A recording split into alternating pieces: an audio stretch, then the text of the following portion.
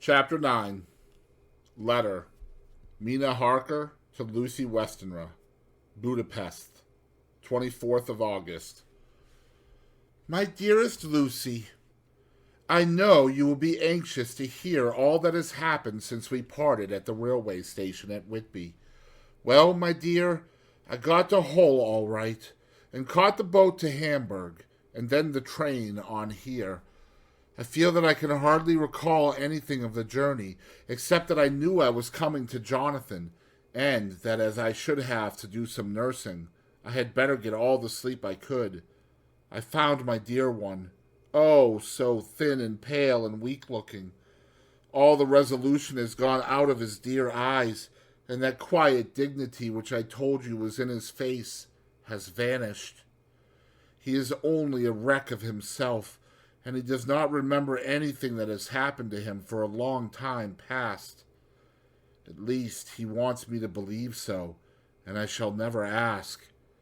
He has had some terrible shock, and I fear it might tax his poor brain if he were to try to recall it. Sister Agatha, who is a good creature and a born nurse, tells me that he raved of dreadful things whilst he was off his head. I wanted her to tell me what they were, but she would only cross herself and say she would never tell, that the ravings of the sick were the secrets of God, and that if a nurse through her vocation should hear them, she should respect her trust.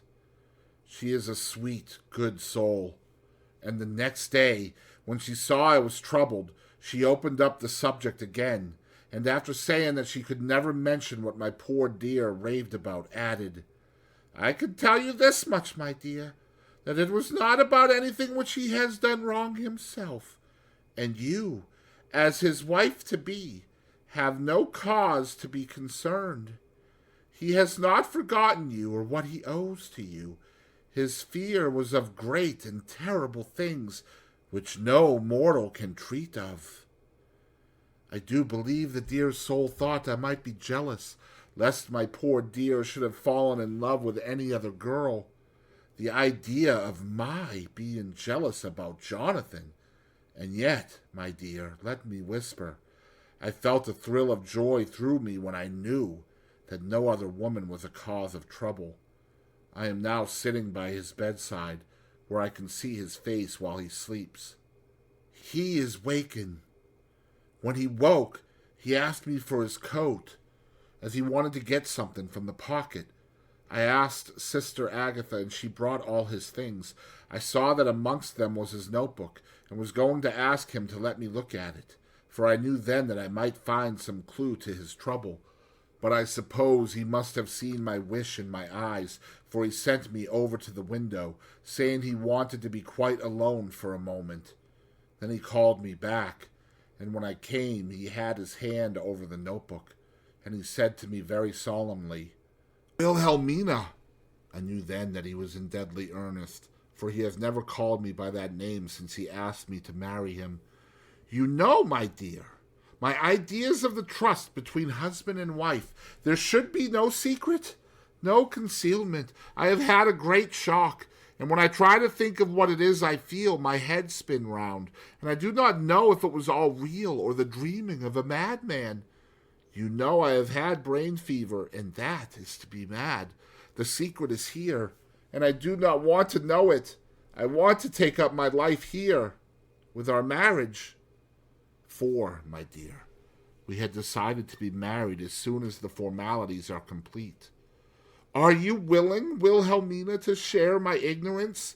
Here is the book. Take it and keep it. Read it if you will, but never let me know. Unless, indeed, some solemn duty should come upon me to go back to the bitter hours, asleep or awake, sane or mad, recorded here. He fell back exhausted, and I put the book under his pillow and kissed him. I have asked Sister Agatha to beg the Superior to let our wedding be this afternoon, and am waiting her reply. She has come and told me that the chaplain of the English Mission Church has been sent for. We are to be married in an hour, or as soon after as Jonathan awakes. Lucy, The time has come and gone. I feel very solemn, but very, very happy. Jonathan woke a little after the hour, and all was ready, and he sat up in bed, propped up with pillows. He answered his "I will" firmly and strongly. I could hardly speak. My heart was so full that even those words seemed to choke me. The dear sisters were so kind.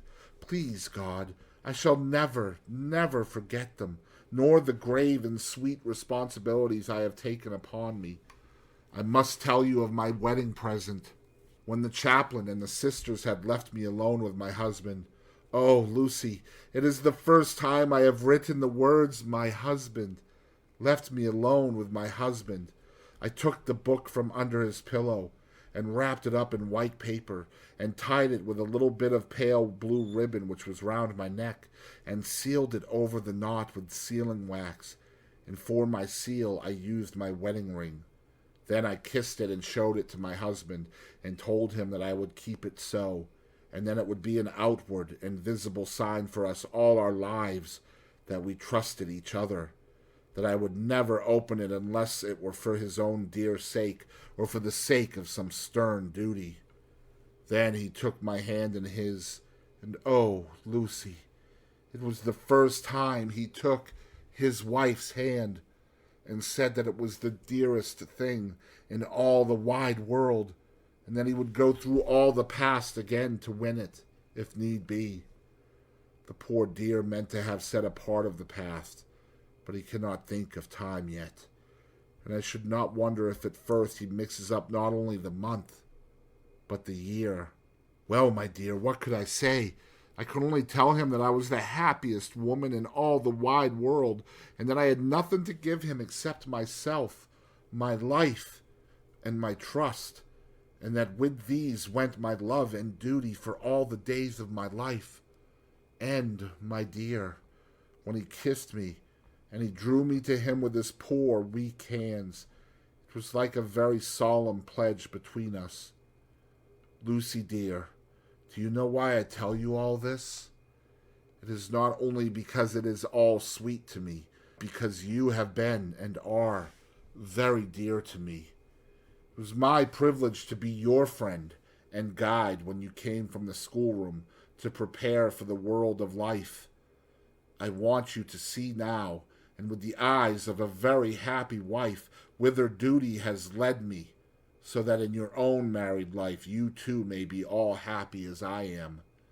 My dear, please, Almighty God, your life may be all it promises, a long day of sunshine, with no harsh wind, no forgetting duty, no distrust.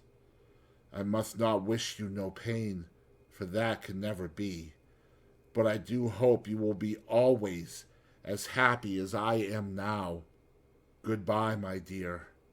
I shall post this at once, and perhaps write you very soon again. I must stop, for Jonathan is waking. I must attend to my husband. Your ever-loving Mina Harker. Letter, Lucy Westenra to Mina Harker, Whitby, the 30th of August. My dearest Mina, oceans of love and millions of kisses, and may you soon be in your own home with your husband. I wish you could be coming home soon enough to stay with us here. The strong air would soon restore Jonathan. It has quite restored me. I have an appetite like a cormorant, am full of life, and sleep well. You will be glad to know that I have quite given up walking in my sleep. I think I have not stirred out of my bed for a week. That is, when I once got into it at night. Arthur says I am getting fat. By the way, I forgot to tell you that Arthur is here. We have such walks and drives and rides and rowing and tennis and fishing together, and I love him more than ever. He tells me that he loves me more, but I doubt that, for at first he told me that he couldn't love me more than he did then. But this is nonsense. There he is, calling to me, so no more just at present. from your loving, Lucy. P.S. Mother sends her love. She seems better, poor dear. P.P.S. We are to be married on the 28th of September. Dr. Seward's Diary, the 20th of August. The case of Renfield grows even more interesting. He is now so far quieted that there are spells of cessation from his passion. For the first week after his attack, he was perpetually violent. Then, one night, just as the moon rose, he grew quiet and kept murmuring to himself, "Now I can wait! Now I can wait!" The attendant came to tell me, so I ran down at once to have a look at him. He was still in the straight waistcoat and in the padded room, but the suffused look had gone from his face, and his eyes had something of their old pleading, I might almost say cringing, softness. I was satisfied with his present condition, and directed him to be relieved. The attendants hesitated, but finally carried out my wishes without protest. It was a strange thing that the patient had humor enough to see their distrust, for, coming close to me, he said in a whisper, all the while looking furtively at them, "They think I could hurt you. Fancy me hurting you, the fools." It was soothing, somehow, to the feelings to find myself disassociated, even in the mind of this poor madman, from the others. But all the same, I do not follow his thought. Am I to take it that I have anything in common with him, so that we are, as it were, to stand together?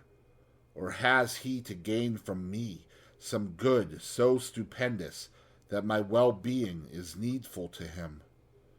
I must find out later on. Tonight he will not speak. Even the offer of a kitten, or even a full-grown cat, will not tempt him. He will only say, "I don't take any stock in cats. I have more to think of now, and I can wait. I can wait." After a while I left him. The attendant tells me that he was quiet until just before dawn, and that then he began to get uneasy and at length violent, until at last he fell into a paroxysm, which exhausted him so that he swooned into a sort of coma. 3 nights has the same thing happened.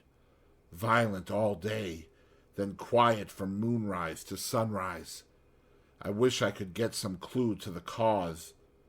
It would almost seem as if there was some influence which came and went. Happy thought! We shall tonight play sane wits against mad ones. He escaped before without our help. Tonight he shall escape with it. We shall give him a chance, and have the men ready to follow in case they are required. The 23rd of August. The unexpected always happens.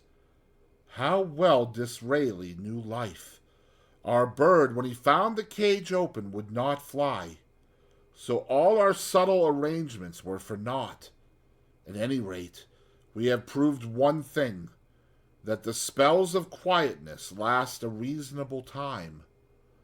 We shall in future be able to ease his bonds for a few hours each day. I have given orders to the night attendant merely to shut him in the padded room, when once he is quiet, until an hour before sunrise. The poor soul's body will enjoy the relief, even if his mind cannot appreciate it. Hark! The unexpected again! I am called. The patient has once more escaped. Later. Another night adventure.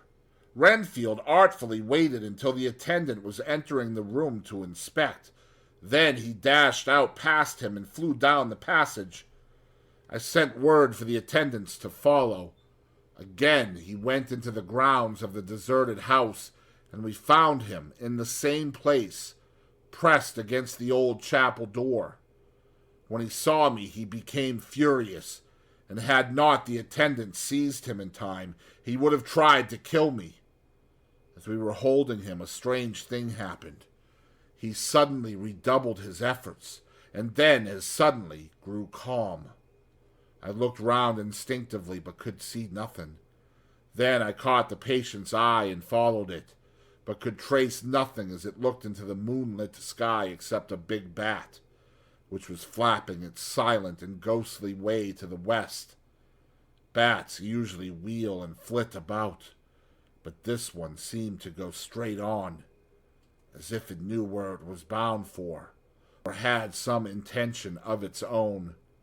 The patient grew calmer every instant, and presently said, "You needn't tie me. I shall go quietly."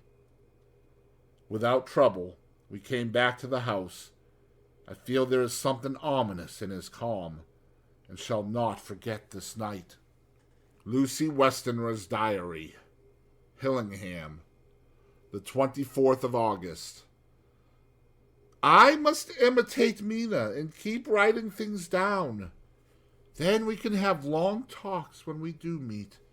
I wonder when it will be. I wish she were here with me again, for I feel so unhappy. Last night I seemed to be dreaming again, just as I was at Whitby. Perhaps it is the change of air, or getting home again. It is all dark and horrid to me, for I can remember nothing. But I am full of vague fear, and I feel so weak and worn out. When Arthur came to lunch, he looked quite grieved when he saw me, and I hadn't the spirit to try to be cheerful. I wonder if I could sleep in Mother's room tonight. I shall make an excuse and try. The 25th of August. Another bad night. Mother did not seem to take my proposal. She seems not too well herself, and doubtless she fears to worry me. I tried to keep awake, and succeeded for a while, but when the clock struck 12 it waked me from a doze, so I must have been falling asleep. There was a sort of scratching or flapping at the window, but I did not mind it. As I remembered no more, I suppose I must then have fallen asleep. More bad dreams. I wish I could remember them.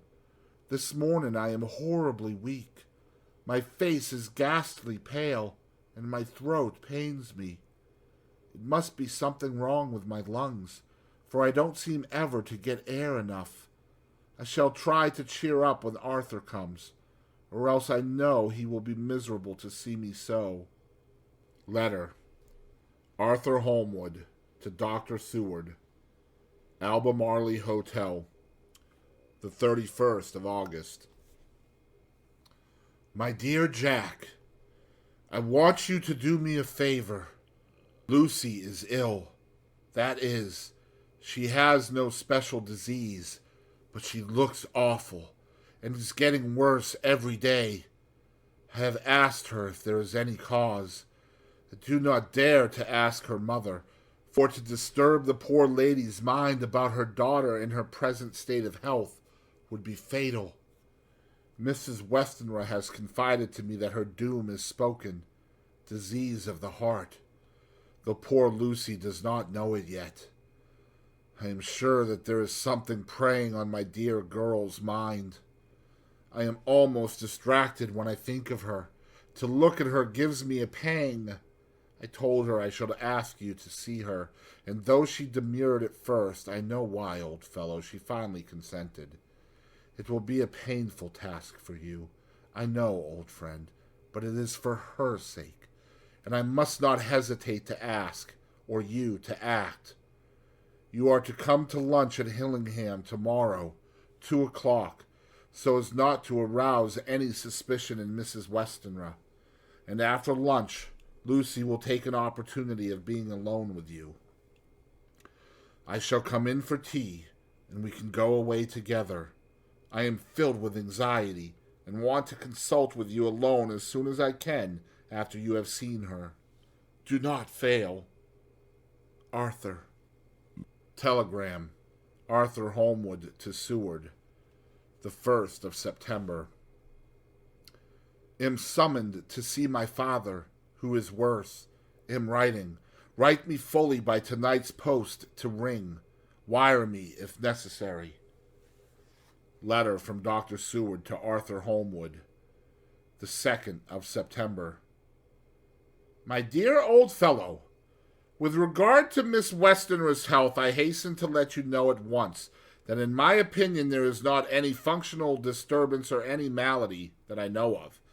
At the same time, I am not by any means satisfied with her appearance. She is woefully different from what she was when I saw her last. Of course, you must bear in mind that I did not have full opportunity of examination such as I should wish. Our very friendship makes a little difficulty which not even medical science or custom can bridge over. I had better tell you exactly what happened, leaving you to draw, in a measure, your own conclusions. I shall then say what I have done and propose doing. I found Miss Westenra in seemingly gay spirits. Her mother was present, and in a few seconds I made up my mind that she was trying all she knew to mislead her mother and prevent her from being anxious. I have no doubt she guesses, if she does not know, what need of caution there is. We lunched alone, and as we all exerted ourselves to be cheerful, we got, as some kind of reward for our labors, some real cheerfulness amongst us. Then Mrs. Westenra went to lie down, and Lucy was left with me. We went into her boudoir. Until we got there, her gaiety remained, for the servants were coming and going. As soon as the door was closed, however, the mask fell from her face, and she sank down into a chair with a great sigh, and hid her eyes with her hand. When I saw that her high spirits had failed, I at once took advantage of her reaction to make a diagnosis. She said to me very sweetly, "I cannot tell you how I loathe talking about myself." I reminded her that a doctor's confidence was sacred, but that you were grievously anxious about her. She caught on to my meaning at once, and settled that matter in a word. "Tell Arthur everything you choose. I do not care for myself, but all for him. So I am quite free."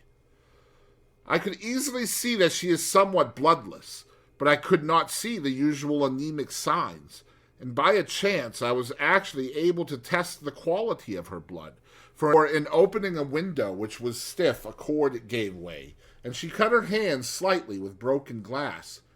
It was a slight matter in itself, but it gave me an evident chance, and I secured a few drops of the blood and have analyzed them. The qualitative analysis gives a quite normal condition, and shows, I should infer, in itself a vigorous state of health. In other physical matters I was quite satisfied that there is no need for anxiety, but as there must be a cause somewhere, I have come to the conclusion that it must be something mental. She complains of difficulty in breathing satisfactorily at times, and of heavy, lethargic sleep, with dreams that frighten her, but regarding which she can remember nothing. She says that as a child she used to walk in her sleep, and that when in Whitby the habit came back, and that once she walked out in the night and went to Eastcliff, where Miss Murray found her, but she assures me that of late the habit has not returned. I am in doubt, and so have done the best thing I know of. I have written to my old friend and master, Professor Van Helsing, of Amsterdam, who knows as much about obscure diseases as anyone in the world. I have asked him to come over, and as you told me that all things were to be at your charge, I have mentioned to him who you are and your relations to Miss Westenra. This, my dear fellow, is in obedience to your wishes, for I am only too proud and happy to do anything I can for her. Van Helsing would, I know, do anything for me for a personal reason. So, no matter on what ground he comes, we must accept his wishes. He is a seemingly arbitrary man, but this is because he knows what he is talking about better than anyone else. He is a philosopher and a metaphysician, and one of the most advanced scientists of his day, and he has, I believe, an absolutely open mind. This, with an iron nerve, a temper of the iceberg, an indomitable resolution, self-command, and toleration exalted from virtues to blessings, and the kindliest and truest heart that beats.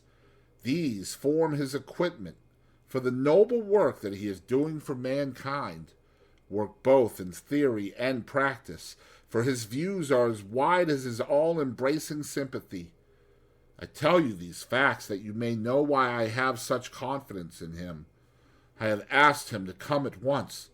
I shall see Miss Westenra tomorrow again. She is to meet me at the stores, so that I may not alarm her mother by too early a repetition of my call. Yours always, John Seward. Letter.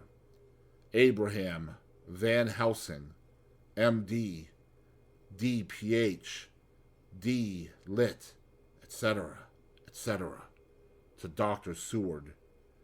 The 2nd of September. My good friend, when I have received your letter, I am already coming to you. By good fortune, I can leave just at once, without wrong to any of those who have trusted me. Were fortune other, then it were bad for those who have trusted, for I come to my friend when he calls me to aid those he holds dear. Tell your friend that when that time you suck from my wound so swiftly the poison of the gangrene from that knife that our other friend, too nervous, let slip, you did more for him when he wants my aids, and you call for them than all his great fortune could do. But it is pleasure added to do for him, your friend. It is to you that I come. Have, then, rooms for me at the Great Eastern Hotel, so that I may be near to hand, and please it so arrange that we may see the young lady not too late on tomorrow, for it is likely that I may have to return here that night. But if need be, I shall come again in 3 days and stay longer if it must. Till then, goodbye, my friend John. Van Helsing. Letter. Dr. Seward. To the Honorable Arthur Holmwood. My dear Art, Van Helsing has come and gone. He came on with me to Hillingham, and found that, by Lucy's discretion, her mother was lunching out, so that we were alone with her. Van Helsing made a very careful examination of the patient. He is to report to me, and I shall advise you, for of course I was not present all the time. He is, I fear, much concerned, but says he must think. When I told him of our friendship and how you trust me in the matter, he said, You must tell him all you think. Tell him what I think, if you can guess it, if you will. Nay, I am not jesting. This is no jest, but life and death, perhaps more. I asked what he meant by that, for he was very serious. This was when we had come back to town, and he was having a cup of tea before starting on his return to Amsterdam. He would not give me any further clue. You must not be angry with me, Art, because his very reticence means that all his brains are working for her good. He will speak plainly enough when the time comes, be sure. So I told him I would simply write an account of our visit, just as if I were doing a descriptive special article for the Daily Telegraph. He seemed not to notice, but remarked that the smuts in London were not quite so bad as they used to be when he was a student here. I am to get his report tomorrow, if he can possibly make it. In any case, I am to have a letter. Well, as to the visit, Lucy was more cheerful than on the day I first saw her, and certainly looked better. She had lost something of the ghastly look that so upset you, and her breathing was normal.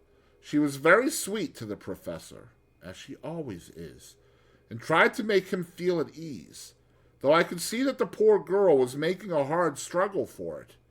I believe Van Helsing saw it too, for I saw the quick look under his bushy brows that I knew of old. Then he began to chat of all things except ourselves and diseases, and with such an infinite geniality that I could see poor Lucy's pretense of animation merge into reality. Then, without any seeming change, he brought the conversation gently round to his visit, and suavely said, My dear young miss, I have the so great pleasure because you are so much beloved. That is much, my dear, ever were there that which I do not see. They told me you were down in the spirit, and that you were of ghastly pale. To them I say, poof! And he snapped his fingers at me and went on. But you and I shall show them how wrong they are. How can he? And he pointed at me with the same look and gesture as that with which once he pointed me out to his class on, or rather after, a particular occasion which he never fails to remind me of. Know anything of a young lady's. He has his madmans to play with, and to bring them back to happiness, and to those that love them. It is much to do, and oh, but there are rewards, and that we can bestow such happiness. But the young ladies, he has no wife nor daughter, and the young do not tell themselves to the young, but to the old, like me, who have known so many sorrows and the causes of them. So, my dear, we will send him away to smoke the cigarette in the garden, whiles you and I have little talk all to ourselves. I took the hint and strolled about, and presently the professor came to the window and called me in. He looked grave, but said, I have made careful examination, but there is no functional cause. With you I agree that there has been much blood lost. It has been, but is not. But the conditions of her are in no way anemic. I have asked her to send me her maid, that I may ask just one or two questions, that so I may not chance to miss nothing. I know well what she will say, and yet there is cause. There is always cause for everything. I must go back home and think. You must send to me the telegram every day, and if there be cause I shall come again. The disease, for not to be all well is a disease, interest me. And the sweet young dear, she interest me too. She charm me, and for her, if not for you or disease, I come. As I tell you, he would not say a word more, even when we were alone. And so now, Art, you know all I know. I shall keep stern watch. I trust your poor father is rallying. It must be a terrible thing to you, my dear old fellow, to be placed in such a position between two people who are both so dear to you. I know your idea of duty to your father, and you are right to stick to it.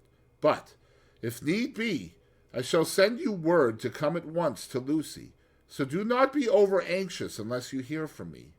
Dr. Seward's Diary, the 4th of September. Zoophagous patient still keeps up our interest in him. He had only one outburst, and that was yesterday at an unusual time. Just before the stroke of noon he began to grow restless.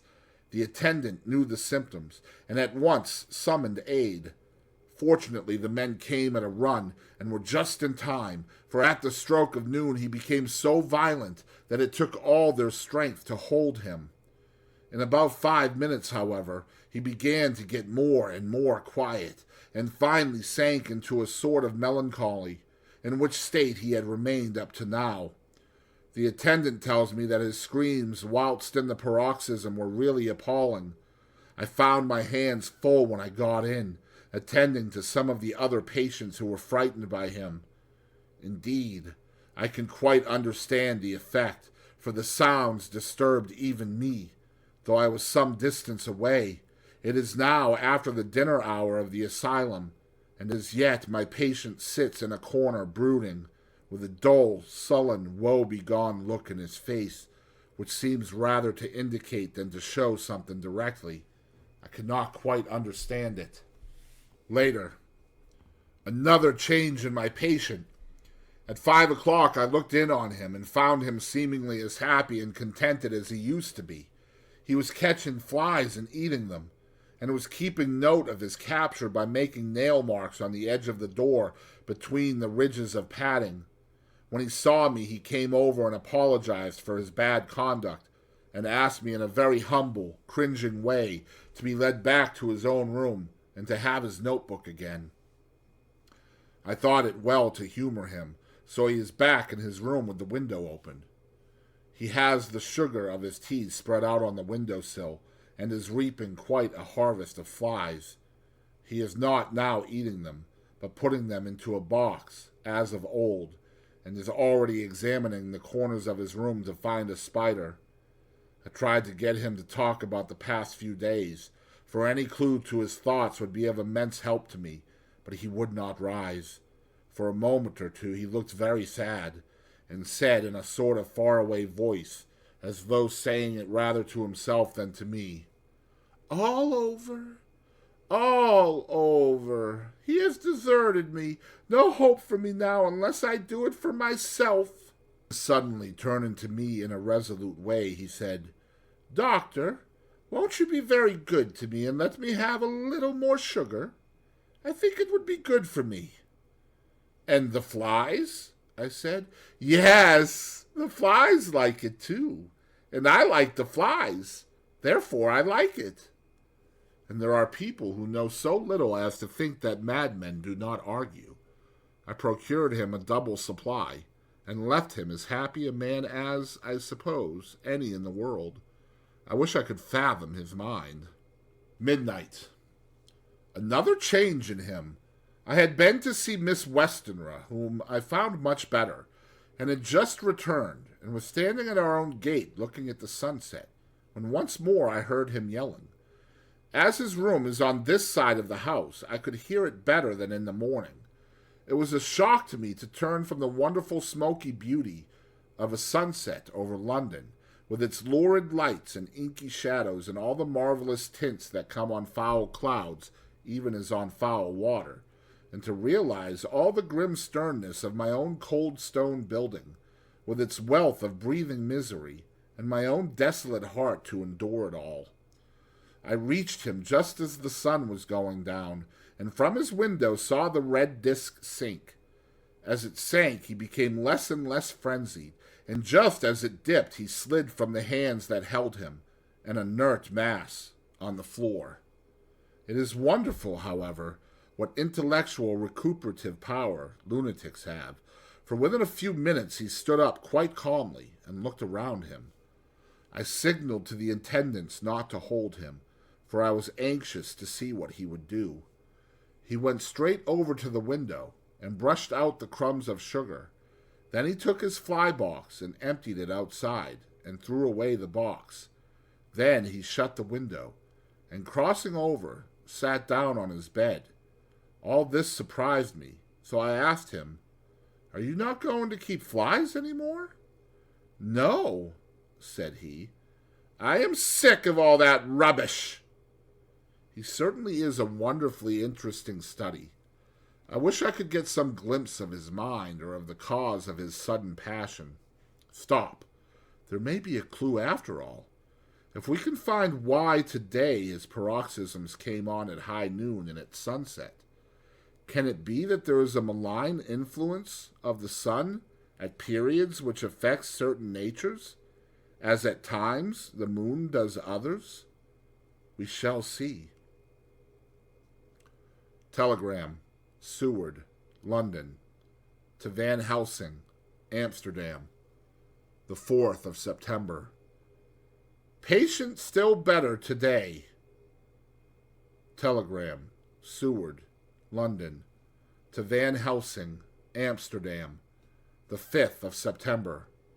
Patient greatly improved. Good appetite. Sleeps naturally. Good spirits. Color coming back. Telegram, Seward, London, to Van Helsing, Amsterdam, the 6th of September. Terrible change for the worse. Come at once. Do not lose an hour. I hold over telegram to Holmwood that till have seen you.